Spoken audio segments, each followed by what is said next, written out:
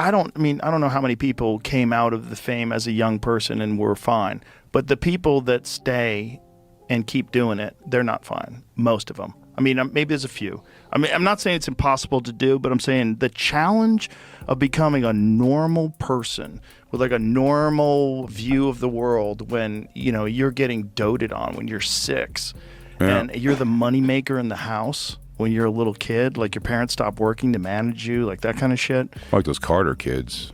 I mean, that's so brutal. That Aaron Carter kid was lost. Joe Rogan just shook the internet to its core. On a new episode of The Joe Rogan Experience, he made a bold, unfiltered claim Diddy might have had a hand in Aaron Carter's death. This isn't a tabloid rumor.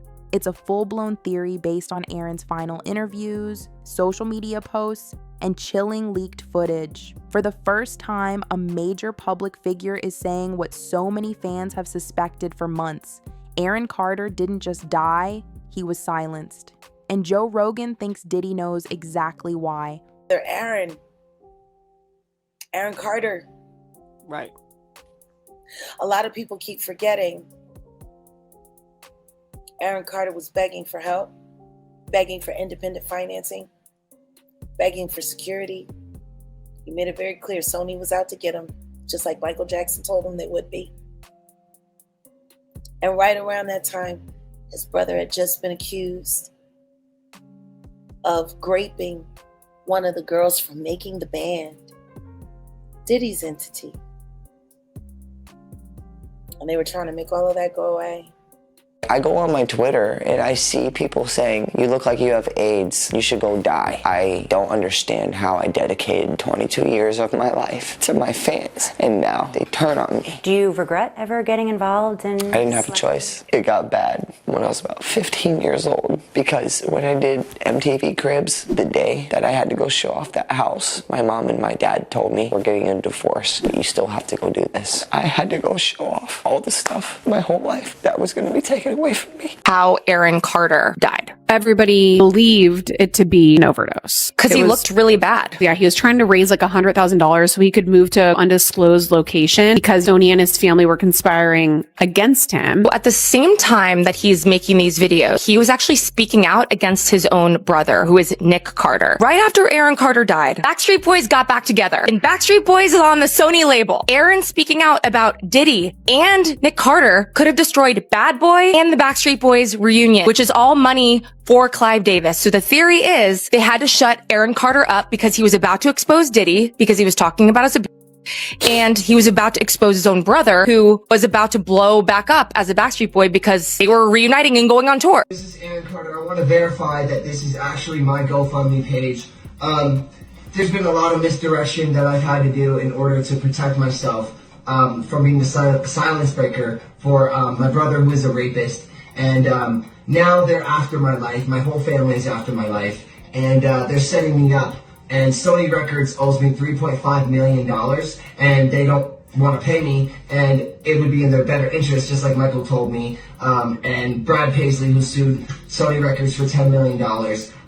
They owe me money and they're trying to kill me off. And I'm begging you and I'm pleading you, help me raise $100,000 as soon as I can so I can move to an undisclosed location where I am safe. My realtor won't sell my house. They're all involved in this and they're trying to keep me there. They had cops come and check for a rope in my garage saying I wanted to hang myself. So please trust what I'm saying and please don't... The moment Rogan dropped this theory, the internet exploded. Clips of the podcast went viral instantly. People were stunned to hear a respected voice say it out loud. Diddy didn't just party with Aaron, he used him. And when Aaron threatened to expose everything, he was suddenly found dead.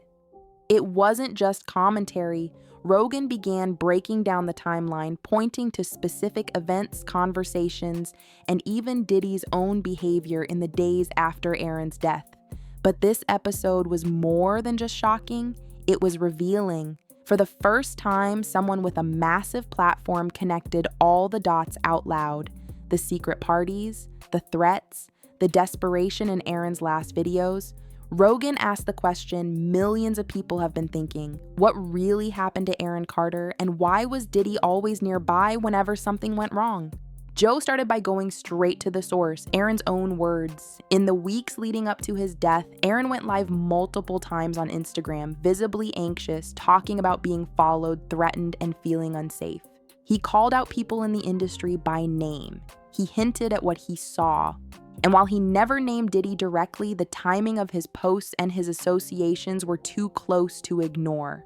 Rogan played one specific clip that left listeners frozen. In it, Aaron stares into the camera and says, "If something happens to me, it wasn't an accident." That clip resurfaced after his death. But now, Rogan's platform is putting it front and center. He followed up with receipts. Photos of Aaron and Diddy at private events, footage of them interacting at parties, and even Diddy's social media likes on Aaron's last cryptic tweets. According to Joe, the timeline is terrifying. Aaron starts talking, he begins naming names, he calls out people connected to sex trafficking, secret industry cults, and abusive executives. And then, suddenly, he's dead. No warning, no real investigation, just a quiet announcement and a pile of unanswered questions. How is that not suspicious? Rogan asked, and why isn't anyone talking about it? Next, Rogan moved to the main figure in his theory, Sean Diddy Combs. Over the years, Diddy has been connected to a disturbing number of people who've either gone silent, disappeared, or died under mysterious circumstances. Joe didn't hold back. He listed names: Cassie, Kim Porter, Aaron Carter. "There's a pattern here," Rogan said. "Every time someone threatens to expose Diddy, something happens to shut them up." Rogan played back interview footage from Aaron's appearance on No Jumper, where Aaron hinted at witnessing powerful people doing unspeakable things. At the time, fans thought he was paranoid. But now, with so many allegations against Diddy surfacing, it looks like Aaron was telling the truth. The now infamous gatherings Diddy allegedly hosted that involved celebrities, young talent, and deeply disturbing behavior behind closed doors. Aaron was seen at several of these events. Photos show him arriving. Others show him leaving looking visibly distressed. What happened in those rooms? Rogan asked. And what did Aaron see that made him a target?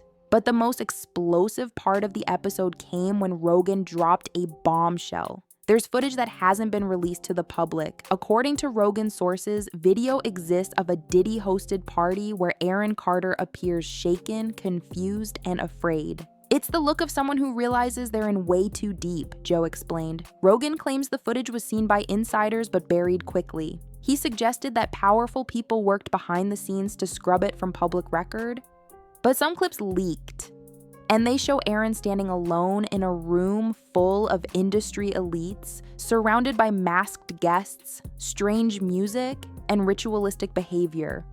It's the kind of thing that sounds made up until you see the screenshots. "People think this is all just conspiracy theory," Rogan said. "But when you see Aaron in that room, looking terrified, and you match it up with what he said before he died, it stops being a theory. It becomes evidence." His listeners agreed. Social media lit up with calls for the footage to be released, hashtags demanding justice for Aaron, and renewed pressure on Diddy to speak publicly. Joe then moved into darker territory. He started discussing the ritualistic rumors that have long followed Diddy and his inner circle. According to Rogan, multiple insiders, bodyguards, assistants, even celebrities have described private ceremonies at Diddy's events. These aren't just wild parties, they're allegedly filled with strange chants, symbolic objects, and a level of psychological control that feels cult-like. Aaron Carter, Rogan argued, may have witnessed one of these rituals. And that's where things started spiraling. The moment he stopped cooperating, the moment he started calling people out, that's when things got dangerous, Rogan said. The chilling part? Other former attendees of these parties have gone quiet or disappeared from the public eye, almost like a warning to others. Rogan brought up recent allegations from Jaguar Wright, who also described Diddy's world as one filled with dark spiritual energy. If 3, 4, 5 people are all saying the same thing, and then one of them dies mysteriously, it's not a coincidence, he stated. It's a cover-up. One of Rogan's most passionate moments came when he called out the rest of Hollywood. Where are the other celebrities? He demanded, why isn't anyone saying Aaron's name? He pointed out that while stars posted tributes, none of them questioned the circumstances of Aaron's death. Because they're scared, or they're part of it. That's the only explanation, he said bluntly. Joe didn't hold back. He accused big-name celebrities of protecting Diddy either because they were involved themselves or because they feared what Diddy might have on them. Everyone knows what those parties are about, Rogan claimed, and nobody wants to be the next target. He then encouraged his listeners to pay attention to who isn't speaking up.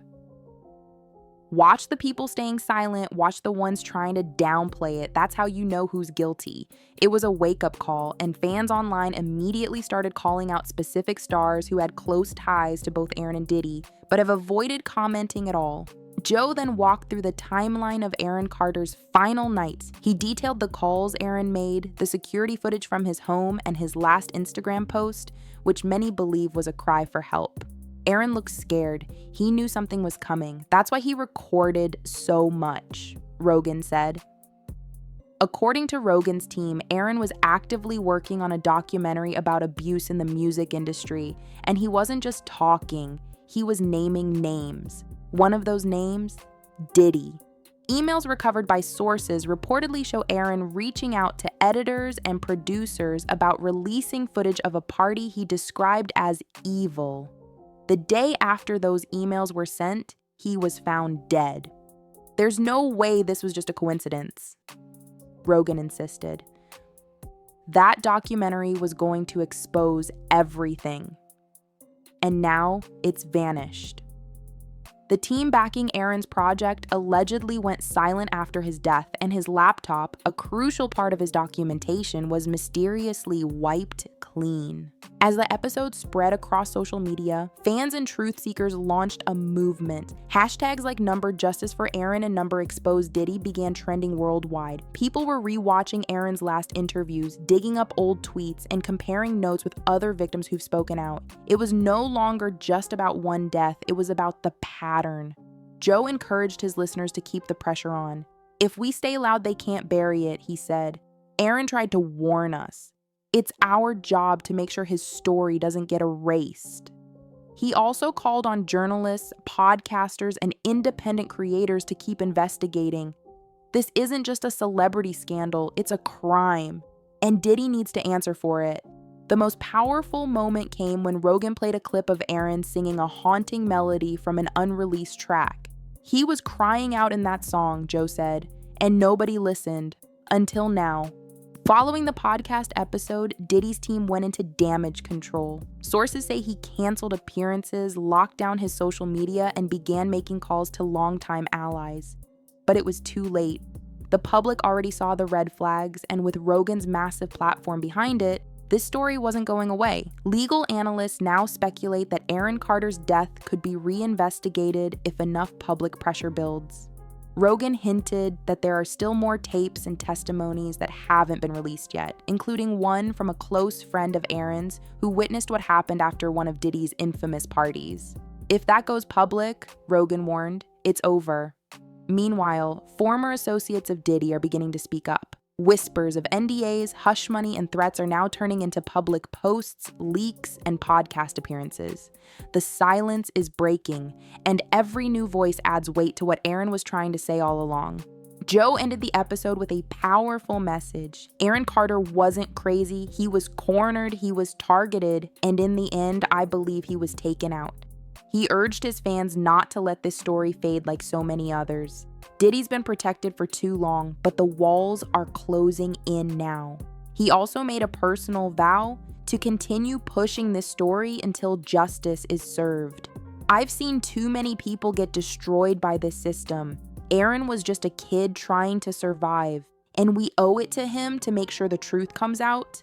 The episode ended with a moment of silence for Aaron Carter, but what followed was anything but quiet.